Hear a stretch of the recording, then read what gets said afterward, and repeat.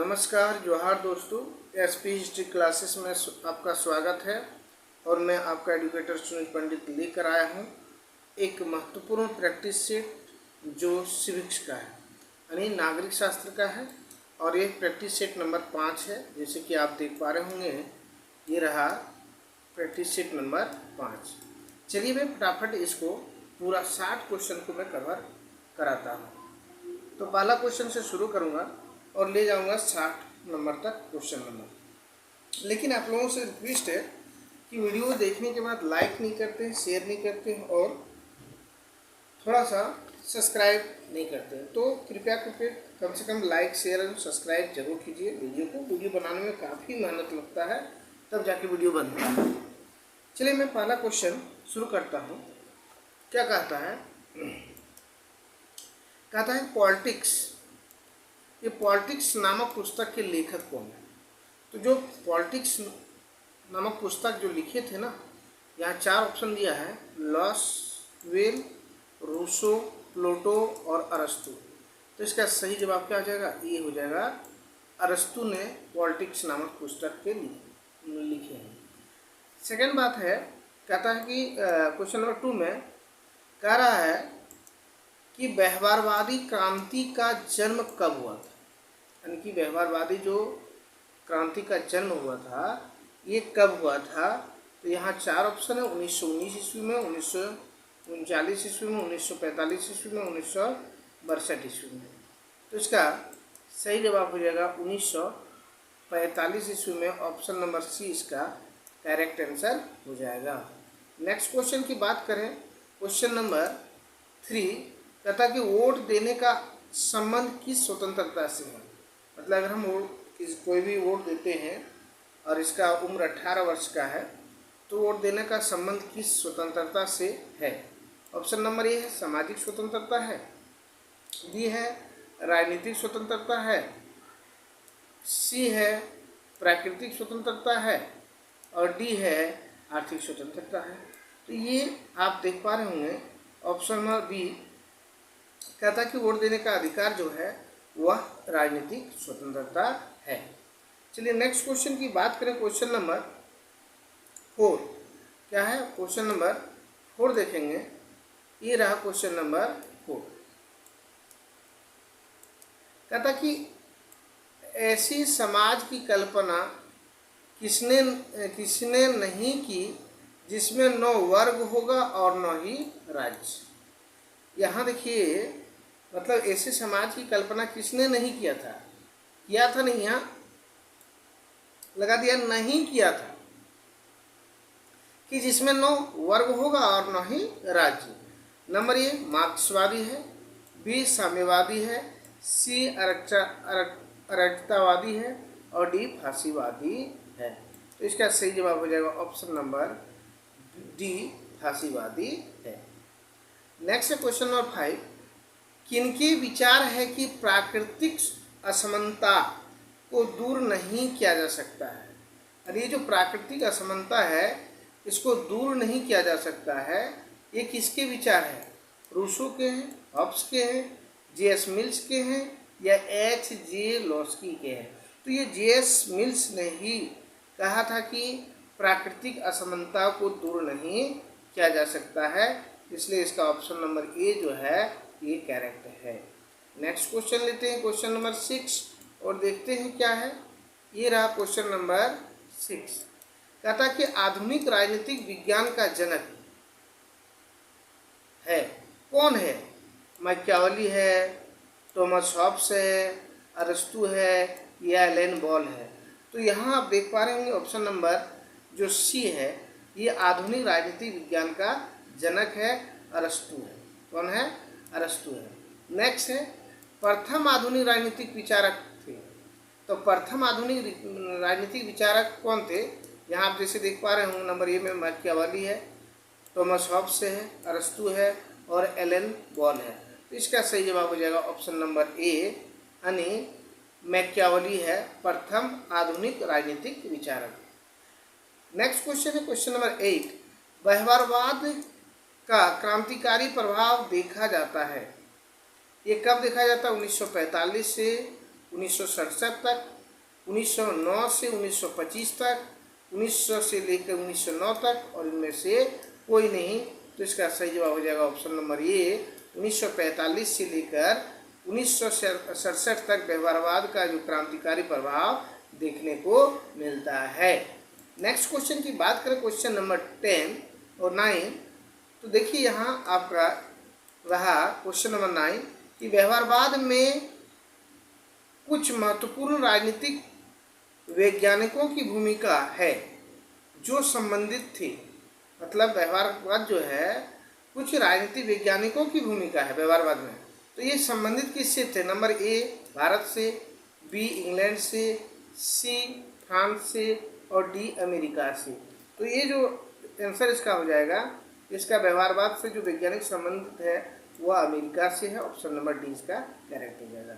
Next है, व्यवहारवाद को परंपरावाद dash कहा जाता है। व्यवहारवाद को जो है परंपरावाद के क्या कहते हैं? इसको विरोधी कहते हैं। विरोधी आंदोलन, सुधार आंदोलन, सहयोगी आंदोलन, इनमें से कोई नहीं। तो इसका सही जवाब हो जाएगा ऑप्शन नंबर ए, विरोधी आंदोलन कहते हैं। नेक्स्ट क्वेश्चन है क्वेश्चन नंबर 11। जैसे आप देख पा रहे होंगे कि सकारात्मक स्वतंत्रता की विशेषताएं हैं। ये क्या है? स्वतंत्रता का अर्थ बंधनों का अभाव नहीं है, ये सही है। सकारात्मक स्वतंत्रता का यही अर्थ है कि ये बंधनों का अभाव नहीं होना चाहिए। अगर बंधनों का अभाव होगा तो मनुष्य जो है वह किसी को भी मार सकता है या कुछ भी कर सकता है। जब बंधन का अभाव है तो वो फ्री हो जाएगा ना, इसलिए सकारात्मक। लेकिन नकारात्मक ये सोचता है। चलिए बी में है कि स्वतंत्रता और राज्य के कानून परस्पर विरोधी नहीं है, ये भी सही है। स्वतंत्रता अधिकारियों के साथ जुड़ी हुई है, ये भी सही है। तो इसका सही जवाब हो जाएगा आपका ऑप्शन नंबर डी। क्या हो जाएगा? ऑप्शन नंबर डी इसका करेक्ट आंसर हो जाएगा। चलिए क्वेश्चन नंबर 12 लेते हैं।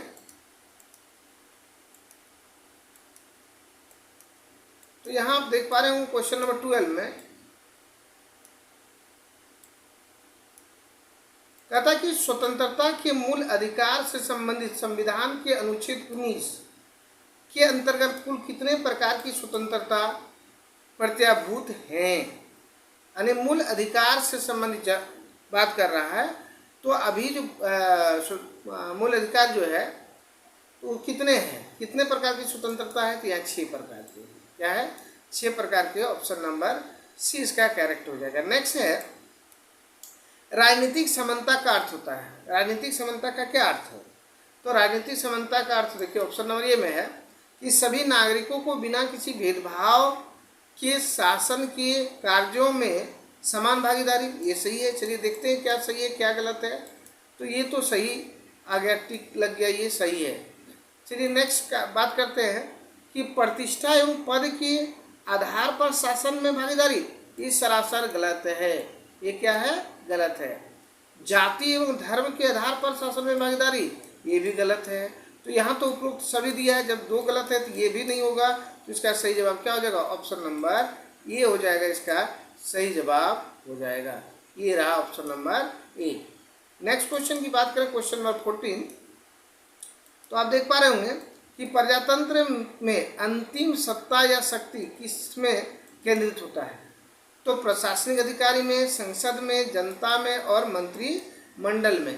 तो इसका सही जवाब हो जाएगा ऑप्शन नंबर सी, जनता में नीत होता है या जनता में समाहित होता है। नेक्स्ट है कि आधुनिक प्रजातंत्र को किस रूप में जाना जाता है? तो यहाँ समाजवाद प्रजातंत्र के रूप में जाना जाता है, ये नहीं होगा। समाजवाद प्रजातंत्र के रूप में तो नहीं जानते हैं। बी में जनता की स्वतंत्रता के रूप में, ये भी नहीं जानते हैं। प्रतिनिधि सरकार के रूप में देखते हैं। और डी में है प्रत्यक्ष प्रजातंत्र के रूप में, ये नहीं होगा। तो इसका सही जवाब क्या हो गया? इसका सही जवाब हो गया ऑप्शन नंबर सी। क्या हो गया? ऑप्शन नंबर सी, प्रतिनिधि प्रजातंत्र के रूप में जानते हैं। चलिए नेक्स्ट क्वेश्चन लेते हैं, क्वेश्चन नंबर 16। जैसे कि आप देख पा रहे होंगे क्वेश्चन नंबर 16 क्या कहता है कि प्रत्यक्ष प्रजातंत्र के गुणों में कौन सा गलत है? या देखिए गलत है। प्रत्यक्ष प्रजातंत्र के गुण में। यहाँ क्या होता है, भारत के साथ, ब्रिटेन के साथ, यूनान के साथ, अमेरिका के साथ। तो यहाँ प्रत्यक्ष प्रजातंत्र की बात करें तो ये गलत है, तो गलत है आपका अमेरिका के साथ। ऑप्शन नंबर डी जो है इसका गलत है। नेक्स्ट क्वेश्चन है क्वेश्चन नंबर 17 कि राजनीतिक दलों को तृतीय सदन किसने कहा है? लॉस्की है, वर्क है, मैकेवर है और फाइनर है। तो ये राजनीतिक दलों को तृतीय सदन कहने वाला या तृतीय स्तंभ कहने वाला कौन है? ये है फाइनर। फाइनर है, ऑप्शन नंबर डी इसका सही है। नेक्स्ट क्वेश्चन है क्वेश्चन नंबर 18 कि राजनीतिक दल शासन के पीछे शक्ति के आधार होते हैं, यह कथन किसका है? तो यहाँ सेवाई का है, मैकेवर का है, वर्क का है या फाइनर का है। तो इसमें क्या हो जाएगा आंसर? इसका आंसर हो जाएगा ऑप्शन नंबर डी, इसमें भी फाइनर ही आंसर हो जाएगा। इसका ऑप्शन नंबर डी ही होगा। चलिए नेक्स्ट क्वेश्चन लेते हैं क्वेश्चन नंबर 19। और 19 में क्या क्वेश्चन है देखते हैं। ये रहा क्वेश्चन नंबर 19 और 20। आप देख पा रहे होंगे, कहता निम्नलिखित में से कौन सा राजनीतिक दल का उद्देश्य नहीं है? राजनीतिक दल का उद्देश्य क्या नहीं है? तो यहाँ जैसे कि आप देख पा रहे होंगे, यहाँ कहता कि सत्ता की प्राप्ति करना की इच्छा, तो ये राजनीतिक दल का ही उद्देश्य रहता है कि जीतेंगे और सत्ता पर जाएंगे। लोगों का आध्यात्मिक विकास करना ये नहीं है। और देख लेते हैं, सरकार की आलोचना करना ये राजनीतिक दल की विशेषताएं है, उद्देश्य है। जनमत का निर्माण एवं अभिव्यक्ति करना ये भी है। तो इसका सही जवाब हो जाएगा ऑप्शन नंबर बी, लोगों के आध्यात्मिक विकास करना ये राजनीतिक दल का उद्देश्य नहीं है। नेक्स्ट क्वेश्चन की बात करें क्वेश्चन नंबर 20, तो 20 में आप क्या देख पा रहे होंगे, कहता कि भारत में नियंत्रण महालेखा परीक्षक अपना वार्षिक प्रतिवेदन निम्नलिखित में से किसी प्रस्तुत करते हैं। तो ये जो भारत में नियंत्रण लेखा परीक्षण है, ये प्रस्तुत करने वाले मैंने कहाँ प्रस्तुत करते हैं? तो प्रधानमंत्री है, संसद है, राष्ट्रपति है और भारत के मुख्य न्यायाधीश के पास। तो यहाँ ऑप्शन नंबर सी जो है इसका सही हो जाएगा, राष्ट्रपति के पास पेश करते हैं या प्रस्तुत करते हैं। चलिए नेक्स्ट क्वेश्चन लेते हैं क्वेश्चन नंबर 21। ये रहा क्वेश्चन नंबर 21 में कहता कि प्रजातंत्र में राजनीतिक दल किनके बीच कड़ी काम करते हैं? प्रजातंत्र में राजनीतिक दल जो है किनके बीच कड़ी की काम करते हैं? तो यहाँ क्या होता है, विधानमंडल और जनता के बीच, ये तो हो ही नहीं सकता। विधानमंडल, यही मतलब ये विधानमंडल और जनता के बीच जो है कड़ी का काम करता है। लेकिन जनता और सरकार के बीच ही कड़ी का काम करता है कौन? राजनीतिक दल। इसमें शायद ऑप्शन नंबर सी होना चाहिए, प्रैक्टिस सेट में ये दिया हुआ है, इसमें ऑप्शन नंबर सी होना चाहिए, जनता और सरकार के बीच कड़ी का काम करता है। चलिए देख लीजिए, ऑप्शन नंबर ये इसका सही दिया हुआ है, लेकिन हम मेरे अनुसार से इसका ऑप्शन नंबर सी होना चाहिए सही जवाब, क्योंकि राजनीतिक दल जो है ना जनता और सरकार के बीच की कड़ी काम करते हैं। चलिए नेक्स्ट क्वेश्चन, क्वेश्चन नंबर 22 कि द्विदलीय प्रणाली का कौन सा गुण नहीं है? यहाँ द्विदलीय प्रणाली का गुण पूछ रहा है। संगठित विरोधी दल, शासन में अस्थायित्व, मतदान की सीमित स्वतंत्रता और वास्तविक प्रतिनिधि सरकार की स्थापना। तो यहाँ 22 का जो आंसर हो जाएगा वो क्या हो जाएगा उसका आंसर? तो यहाँ हो जाएगा ऑप्शन नंबर सी। क्या हो जाएगा? ऑप्शन नंबर सी, यानी कि मतदान की सीमित स्वतंत्रता होता है, क्योंकि एक दल को नहीं देंगे दूसरा दल को देना ही पड़ेगा, इसलिए कहा गया है कि इसमें मतदान की सीमित स्वतंत्रता है। नेक्स्ट क्वेश्चन लेते हैं, और यहाँ जैसे कि आप देख पा रहे होंगे क्वेश्चन नंबर 23 कहता निम्नलिखित में से कौन सा जनमत के निर्माण का साधन नहीं है? न्यायपालिका, राजनीतिक दल, विधायिका और सिनेमा। तो जनमत के निर्माण में ये जो कौन सा आपका साधन नहीं है, तो साधन में आप न्यायपालिका जो देख रहे हैं ऑप्शन नंबर ए, ये आपका साधन नहीं है। और इसके अलावा जितना देख रहे हैं राजनीतिक दल, विधायिका और सिनेमा, ये जनमत निर्माण का साधन है। चलिए चलते हैं क्वेश्चन नंबर 24 में। पब्लिक ओपिनियन नामक पुस्तक के लेखक कौन है? जेम्स ब्राइस, लॉसवेल और वाटर लिपमैन। तो पब्लिक ओपिनियन नामक जो पुस्तक है उसका लेखक है water Lipman. Option number D इसका करेक्ट आंसर हो जाएगा। क्वेश्चन नंबर 25 में है, संविधान सभा को संवैधानिक सलाहकार किसे नियुक्त किया गया था? तो डॉक्टर बी आर अम्बेडकर को, के.टी. शाह को, या डॉक्टर बी.एन. रॉय को, या ए.के. अय्यर को। तो इसका सही जवाब हो जाएगा डॉक्टर बी.एन. रॉय को संविधान सभा का सलाहकार नियुक्त किया गया है। चलिए नेक्स्ट क्वेश्चन है। नेक्स्ट क्वेश्चन हम लोग देख रहे हैं क्वेश्चन नंबर 26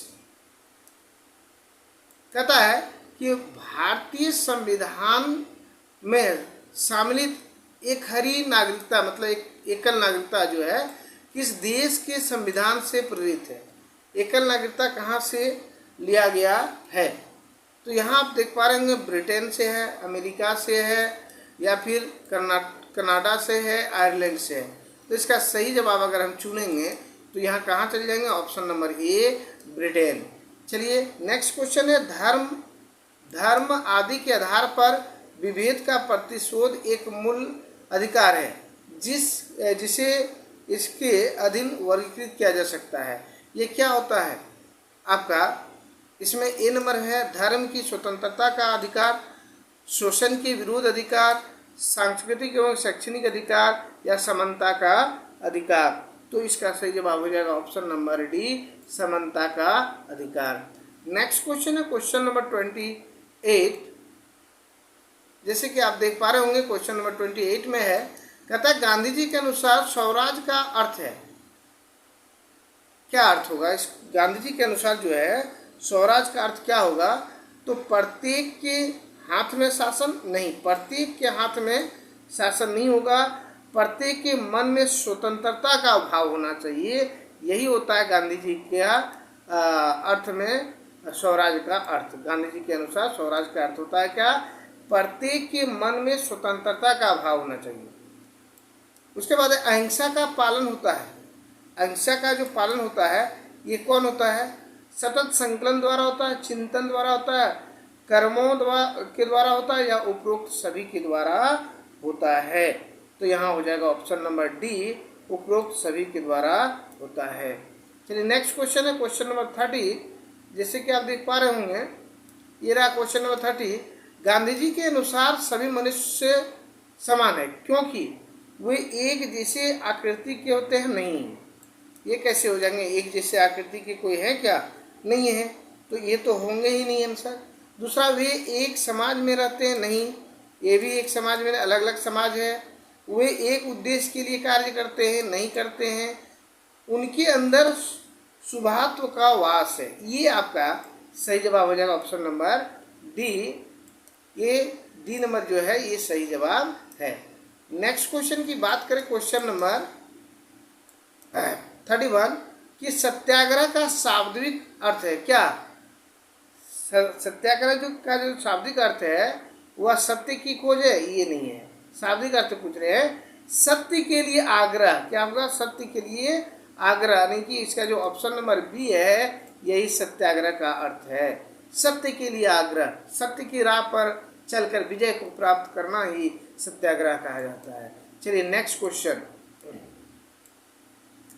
क्वेश्चन नंबर यहाँ देख पा रहे हैं 32। कहता है गांधी जी के अनुसार शिक्षा का अर्थ है। गांधी जी के अनुसार शिक्षा का क्या अर्थ होता है? मानसिक विकास का, पढ़ने लिखने की निपुणता, शरीर तथा मन के विकास के साथ साथ आत्मा का विकास अगर है तभी जाके गांधी जी ने शिक्षा का सही अर्थ लगाया है। इसका ऑप्शन नंबर सी जो होगा वो सही हो जाएगा। नेक्स्ट क्वेश्चन है क्वेश्चन नंबर 33 कि व्यवहारिक दृष्टि से सत्याग्रह का अर्थ क्या है? व्यवहारिक दृष्टि से व्यापक दृष्टि पे तो देख ही लिए हैं, लेकिन अब पूछता है व्यवहारिक दृष्टि से सत्याग्रह का क्या अर्थ है। सत्य के प्रति निष्ठा, ये सही है व्यवहारिक दृष्टि से। चलिए और देखते हैं। बी में सत्य का दमन, हर स्थिति के पकड़े रहना, ये भी सही है। तो इसका सही जवाब हो जाएगा ए और बी दोनों, यानी ऑप्शन नंबर सी हो जाएगा। नेक्स्ट क्वेश्चन है क्वेश्चन नंबर 34 कि सत्याग्रह के संबंध में क्या सत्य है। सत्य की विपक्षियों के समक्ष ऐसी परिस्थिति उत्पन्न कर देता है कि उसका क्रोध शांत हो जाए। नंबर ये सही है। उसके बाद सत्याग्रह एक ऐसा अवसर प्रदान करता है और वह भी इस रूप में कि वह आतयातियों भी अपने भूल समझ सकते हैं। ये भी सही है। इसका मतलब क्या हो जाएगा, ऑप्शन नंबर इसका ए और बी दोनों सही है, यानी ऑप्शन नंबर सी इसका करेक्ट जवाब है। नेक्स्ट क्वेश्चन है क्वेश्चन नंबर 35, कहता है कि सत्याग्रह का लक्ष्य क्या है। सत्याग्रह का जो लक्ष्य है, ये लक्ष्य क्या है। तो यहाँ हम लोग देखेंगे कि सत्याग्रह का लक्ष्य के बारे में कहता है विपक्ष के असहाय और मजबूर बना देना, नहीं ये गलत है, ये लक्ष्य नहीं है सत्याग्रह का। उसके बाद है विपक्षी को भ्रांत करना, ये भी नहीं है। विपक्षी को चेतावनी देना, नहीं। विपक्षी के हृदय को प्रभावित करना, ये आपका सत्याग्रह का लक्ष्य है। ऑप्शन नंबर डी इसका करेक्ट आंसर हो जाएगा। एंड नेक्स्ट क्वेश्चन देख पा रहे होंगे क्वेश्चन नंबर 36 कि गांधी जी के अनुसार निष्क्रिय प्रतिरोध है। नंबर 1 आप राजनीतिक नियमों के खुला उल्लंघन करना। नंबर बी में है इसमें प्रेम का स्थान स्पष्ट नहीं है, तो ये दोनों तो है नहीं, ये दोनों नहीं है। तो नापसंदगी और तथा अरुचि जो होता है, ये इसका सही जवाब हो जाएगा, option number C. Next question है क्वेश्चन नंबर 37 कि लेनिन और स्टालिन किस देश के साम्यवादी नेता थे। तो लेनिन और स्टालिन जो थे वह किस देश के थे, ऑप्शन नंबर बी, यानी पहले देख लेते हैं चीन, रूस, जापान और अमेरिका। तो लेनिन और स्टालिन जो थे वह रूस के थे, ऑप्शन नंबर बी इसका करेक्ट है। नेक्स्ट क्वेश्चन है साम्यवादी का जनक। साम्यवादी का जनक किसको माना जाता है, लेनिन, स्टालिन और कार्ल मार्क्स से कोई नहीं। तो साम्यवादी का जो जनक है वो माना जाता है आपका option number C, Karl Marx को माना जाता है। नेक्स्ट क्वेश्चन है क्वेश्चन नंबर 39। क्वेश्चन नंबर 39 में है कहता निम्नलिखित कौन सी विशेषताओं को ब्रिटेन के संविधान से ग्रहण किया गया है। देखिए ग्रहण नहीं किया गया है, ब्रिटेन के संविधान से ग्रहण नहीं किया गया है। तो ब्रिटेन का संविधान से क्या नहीं ग्रहण किया गया है, देखते हैं। ये देखिए संसद सदस्यों के विशेषाधिकार ये ग्रहण किया गया है। संसदीय सरकार ब्रिटेन से लिया गया है। द्विसदनात्मक संघ व्यवस्था ब्रिटेन का ही है। तो ये सर्वोच्च न्यायालय जो है ब्रिटेन का नहीं है, इसलिए इसका सही जवाब ऑप्शन नंबर डी। चलिए नेक्स्ट क्वेश्चन की बात करें क्वेश्चन नंबर 40 यानी 40। तो हम देख पा रहे होंगे कहता कि संयुक्त राज्य अमेरिका के संविधान में हमने कौन सी विशेषताएं ग्रहण नहीं की है, फिर यही नहीं की है आ गया। तो संयुक्त राज्य अमेरिका से हम लोग क्या नहीं लिए हैं ये देखना है। तो लेने वाली बात जहाँ तक है और उसमें क्या नहीं लिए हैं तो देखते हैं। एक है लिखित संविधान, ये नहीं, ये लिए हैं, ठीक है। सर्वोच्च न्यायालय लिए हैं, भारत के राष्ट्रपति के अधिकार लिए हैं, तो क्या नहीं लिए हैं, ऑप्शन नंबर बी, यानी भारत की संघीय शासन व्यवस्था जो है यह संयुक्त राष्ट्र अमेरिका से नहीं लिए हैं। चलिए क्वेश्चन नंबर 41 देखते हैं क्या है। ये रहा क्वेश्चन नंबर 41। आयरलैंड के संविधान से हमने कौन सी विचार ग्रहण किया है, मौलिक अधिकार, एकात्मक सरकार, सर्वोच्च न्यायालय या राज्य के नीति निर्देशक तत्व। तो ये हो जाएगा आपका ऑप्शन नंबर डी, राज्य के नीति निर्देशक तत्व जो है वह आयरलैंड के संविधान से ग्रहण किए हैं। नेक्स्ट क्वेश्चन है, भारतीय संविधान के निम्नलिखित में से कौन से अनुच्छेद के उपबंध जो है उपबंध में 14 वर्ष से कम आयु के किसी बालक को किसी कारखाने या खाने के काम में करने के लिए नियोजित नहीं किया जाएगा, किसी अन्य परिसंगठन नियोजन में नहीं किया जाएगा। तो ये किस अनुच्छेद में इसका वर्णन किया गया है? तो इसमें इसका सही जवाब हो जाएगा ऑप्शन नंबर ए जो है अनुच्छेद 24, इसमें ही ऐसा कहा गया है। चलिए नेक्स्ट क्वेश्चन है क्वेश्चन नंबर 43। तो यहाँ आप देख पा रहे हैं कि भारत के नीति निर्देशक सिद्धांत के निम्नलिखित अनुच्छेदों में से कौन सा राष्ट्रीय शांति एवं सुरक्षा के संवर्धन में संबंधित है? तो यहाँ ये जो राष्ट्र की सुरक्षा से संबंधित की बात किया जा रहा है, तो ये हो जाएगा आपका 4 ऑप्शन में। ऑप्शन नंबर ए 51 में है, ये है आर्टिकल 48A में है, या सी में है 43 क में है, या 41 में है। तो इसका सही जवाब हो जाएगा, ये कहा गया है ऑप्शन नंबर ए 51 में कहा गया है। नेक्स्ट है क्वेश्चन नंबर 44। निम्नलिखित कौन सी विशेषता हमारे संविधान को एकात्मक स्वरूप प्रदान करता है? संविधान को एकात्मक स्वरूप जो प्रदान करता है, ये कौन करते हैं? नंबर ए आप देख पा रहे होंगे, कहता है कि अविशिष्ट शक्तियाँ केंद्र संसद के साथ, राज्य में राष्ट्रपति शासन लागू होना, राज्य सरकार को निर्देश देने की केंद्र सरकार की शक्ति हो। तो यहाँ ऑप्शन नंबर डी आप देख पा रहे होंगे, इसका सही जवाब हो जाएगा option number D. Next question की बात करें, क्वेश्चन नंबर 45, ये रहा क्वेश्चन नंबर 45। एक न्यायालय द्वारा किस निम्नलिखित अधिकारों की रिट अग्रसरित कर संबंधित मुकदमा अपने पास मांगने अथवा उसके प्रति अन्य उच्च अधिकारियों के पास विचार हेतु भेजने का आदेश देने को कहते हैं? इसको क्या कहते हैं? इसको यहाँ देखिए उत्प्रेषक कहते हैं, परमादेश कहते हैं, अधिकार को कहते हैं, या निषेध कहते हैं? नहीं, ये आदेश को, तो आदेश को जो कहा जाता है उसको कहा जाता है ऑप्शन नंबर ए उत्प्रेषण कहा जाता है। नेक्स्ट क्वेश्चन है, शिक्षा का अधिकार निम्नलिखित में से किससे संबंधित है? अनुच्छेद 19 क से, अनुच्छेद 20 क से, अनुच्छेद 21A से, मतलब सब में अनुच्छेद 22A से। तो शिक्षा का अधिकार निम्नलिखित में से किसका है? तो ये आपका मिलेगा आपका 20A में। क्या किस में मिलेगा? 20A में, अनुच्छेद 20A में ऐसा बात कहा गया है। नेक्स्ट क्वेश्चन है क्वेश्चन नंबर 47। ये रहा क्वेश्चन नंबर 47, कहता कि स्वतंत्रता के अधिकार में निम्नलिखित सम्मिलित नहीं है।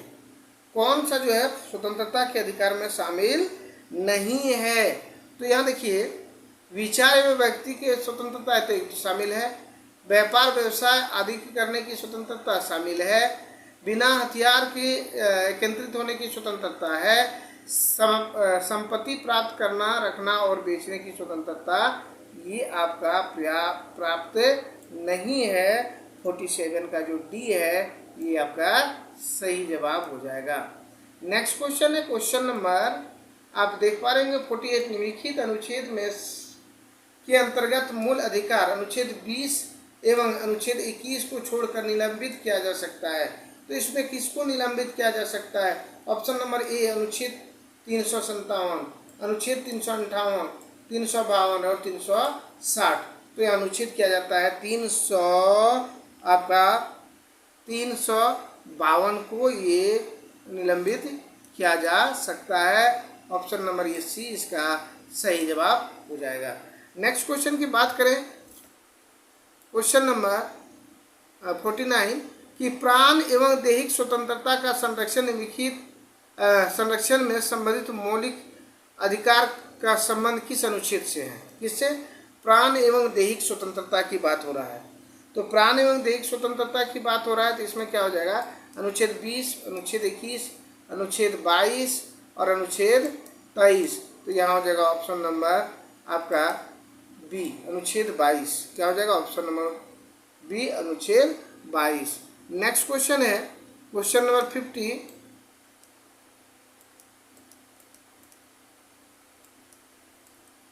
जैसे कि आप देख पा रहे होंगे यहाँ कहता कि निम्नलिखित में से किस मूल अधिकार को डॉक्टर अंबेडकर ने संविधान की हृदय आत्मा कहा गया है?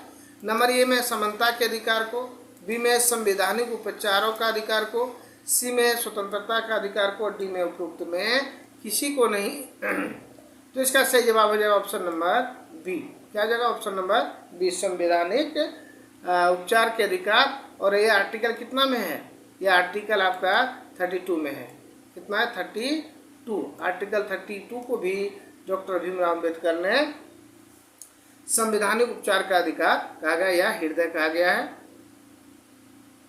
नेक्स्ट क्वेश्चन है 51 कि संविधान के भाग 4 में वर्णित मौलिक कर्तव्य जो है संविधान संशोधन द्वारा जोड़ा गया है। तो ये जो मौलिक कर्तव्य जोड़ा गया है किस संविधान संशोधन के द्वारा जोड़ा गया है? नंबर ए 41वां, बी 42वां, 43वां और 44वां। तो इसका सही जवाब हो जाएगा ऑप्शन नंबर बी, 42वां संविधान संशोधन के द्वारा जोड़ा गया है। क्वेश्चन नंबर 52 राष्ट्रपति के द्वारा प्रयोग की जाने वाले आपातकालीन शक्तियों का वर्णन है। मतलब किस में वर्णन है? भाग 18 में अनुच्छेद 52 से 60, भाग 19 अनुच्छेद 61 से 67, भाग 20 अनुच्छेद 68 और भाग 21 अनुच्छेद 369 से 92। तो इसका सही जवाब हो जाएगा ऑप्शन नंबर ए। क्या हो जाएगा? Option number A. भाग 18 में है, अनुच्छेद 52 से 60 के बीच में है। नेक्स्ट क्वेश्चन 53 कि आपातकाल की घोषणा जो है, आपातकाल की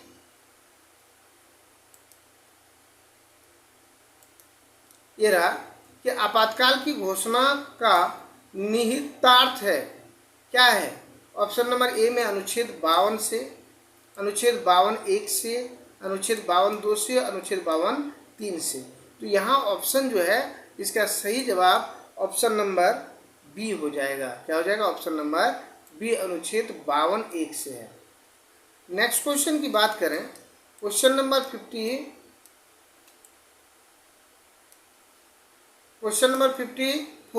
निम्नलिखित में से कौन सा एक राष्ट्रीय आपात की घोषणाओं के लिए पर्याप्त आधार नहीं माना जाता है? युद्ध, सशस्त्र विद्रोह, बाह्य आक्रमण, आंतरिक उपद्रव। तो इसका सही जवाब हो जाएगा ऑप्शन नंबर डी। क्या हो जाएगा? 54 का ऑप्शन नंबर डी, आंतरिक उपद्रव जो है ये सही जवाब हो जाएगा। ये क्या हो जाएगा? इसका सही जवाब डी हो जाएगा।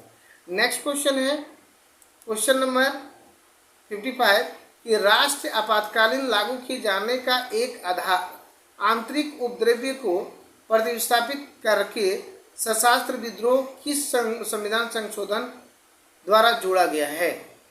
तो यहाँ 55 नंबर का आप जब देख रहे हैं तो इसमें ए में है 42वें संविधान संशोधन 1976 नहीं है, 43वें संविधान संशोधन 1977 नहीं है, 44वें संविधान संशोधन 1978। ये आपका आंसर सही आ जा रहा है। यहाँ ऑप्शन नंबर सी जो होगा इसका करेक्ट आंसर हो जाएगा। नेक्स्ट क्वेश्चन की बात करें क्वेश्चन नंबर 56। ये रहा क्वेश्चन नंबर 56।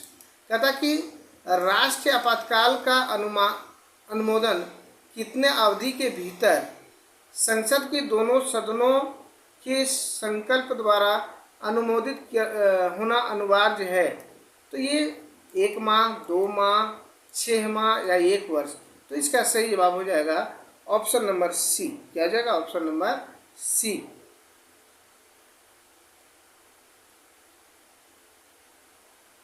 सॉरी, इसका ऑप्शन नंबर, एक मिनट, कहीं क्वेश्चन हम एक छोड़ दिए क्या? नहीं, ठीक है। इसका ऑप्शन नंबर 56 का जो है ना, ऑप्शन नंबर ए सही हो जाएगा। 1 माह के अंदर ये 1 माह के अंदर जो है इसका सही जवाब हो जाएगा। नेक्स्ट क्वेश्चन है क्वेश्चन नंबर 57। क्या हो जाएगा? क्वेश्चन नंबर 57 देखते हैं। तो 57 जो है कहता है कि निम्नलिखित में से क्या राज्य सदन के संदर्भ में सत्य है? तो राज्यसभा का अधिकतम कार्यकाल 5 वर्ष का होता है। ये एकदम पूरा गलत है। इसका कार्यकाल 5 नहीं बल्कि 6 वर्ष का होता है। कोई निश्चित काल अवधि नहीं है, ये भी गलत है। अवधि तो है, प्रत्येक 2 वर्ष में 1/3 जो है वो हट जाता है। सी में भारतीय संसद का ये निम्न सदन है, ये भी गलत है। ये तो उच्च सदन है भाई। और यहाँ कहता है यह एक अस्थायी सदन है, तो आपका डी सही हो जाएगा। ये अस्थायी सदन है, ये विघटित नहीं होता है। चलिए नेक्स्ट क्वेश्चन है क्वेश्चन नंबर 58। तो देखिए कहता कि भारतीय संसद के उच्च सदन राज्यसभा में राज्यों की परिवर्तनीय निम्नलिखित में से किस आधार पर दिया जाता है? यहाँ ऑप्शन आप देख पा रहे होंगे। कहता जनसंख्या के आधार पर, शिक्षा के आधार पर, क्षेत्रफल के आधार पर, उपरोक्त सभी के आधार पर। तो इसका जो सही जवाब हो जाएगा, इसका सही जवाब हो जाएगा ऑप्शन नंबर ए, यानी जनसंख्या के आधार पर। ऑप्शन नंबर ए इसका सही है। नेक्स्ट क्वेश्चन की बात करें क्वेश्चन नंबर 59। तो 59 और 60 यहाँ देख पा रहे होंगे। 59 में क्या कहता है? देखिए ये क्वेश्चन रहा 59। कहता है कि निम्नलिखित में से किस सदन का आधिकारिक सदन का सदस्य रहे बिना सभापति का कार्य करता है? तो यहाँ किस सदन के आधिकारिक रहे बिना? लोकसभा, राज्यसभा, लोकसभा राज्यसभा दोनों का, इनमें से कोई नहीं। तो इसका सही जवाब हो जाएगा option number B, Rajya Sabha. Next question और आज का अंतिम क्वेश्चन है क्वेश्चन नंबर 16। जैसे कि आप देख पा रहे होंगे कि भारत का प्रधानमंत्री किसके प्रति जवाबदेही है? तो यहाँ मंत्रिमंडल है, राष्ट्रपति है, लोकसभा है और राज्यसभा है। तो यहाँ जो है प्रधानमंत्री किसके प्रति जवाबदेह होते हैं? तो ये हो जाएगा ऑप्शन नंबर सी, लोकसभा के प्रति जो है इसका जवाबदेही। 1 मिनट। तो ये क्या हो गया? ये लोकसभा के प्रति जवाबदेही होता है। तो चलिए आज जो है 60 क्वेश्चन लगातार मैंने कराया और ये रहा आपका आंसर शीट। आप देख सकते हैं, आंसर आराम से मिला सकते हैं और इसके बाद आप फिर से एक बार रिवीजन कर सकते हैं। चलिए, अगर वीडियो अच्छी लगी तो वीडियो को लाइक, शेयर एंड कमेंट जरूर कीजिएगा और चैनल पर अगर पहली बार है तो चैनल को सब्सक्राइब कर लीजिएगा और बेल आइकन को दबा लीजिएगा ताकि सबसे पहले वीडियो आप तक पहुँचे। चलिए मिलते हैं नेक्स्ट वीडियो में, तब तक के लिए जय हिंद, जय भारत, वंदे मातरम।